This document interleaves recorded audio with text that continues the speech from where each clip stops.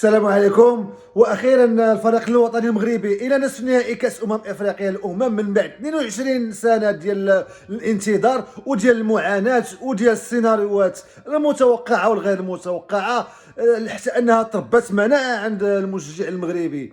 الماتش كان صعيب بزاف، والصعوبه ديال الماتش بالخصوص ما كانش غير المقابله في اون الميم، ما قبل المقابله، خصوصا من الناحيه التاريخيه مع منتخب الكاميرون.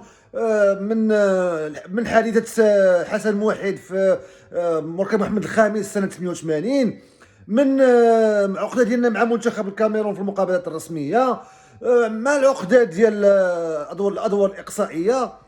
كانوا بزاف العوامل، و هادشي كامل جعل يمكن ان اللاعبين وصلتهم الاصداء ديال هادشي كامل.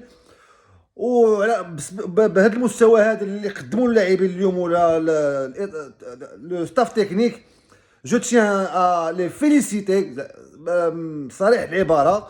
ويا ما انتقدنا وليد الركراكي، انتقدناه ماشي كشخص ولكن كمدرب. اليوم جو ليف مون شابو لو كوتشينغ اللي كان اليوم، وجو فيليسيت اللاعبين حتى هما على الاداء البطولي اللي لعبوا به اليوم. واليوم بالطريقه ديال الفوز الفريق الوطني المغربي، هذا هو الانتصارات اللي كيتحققوا في لاكوب دافريك. اللاعب الجميل تيكي تاكا داكشي خليه الكوب دو موند، خليه مع الفرق الاوروبيه. كوب دافريك كتلعب كتربح ما كتلعبش.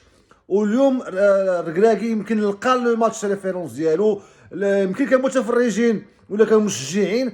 من بعد لاكوب دو موند ديال قطر ما كان عندنا حتى شي ماتش ريفيرونس. وان شاء الله في المقابله الاتيه، اللي حتى الساعه مازال ما وقع والو، الخصم اللي كما بغى يكون المقابله الجايه يجب الاحترام ديالو كما احترمنا اليوم المنتخب الكاميروني في ارض الميدان.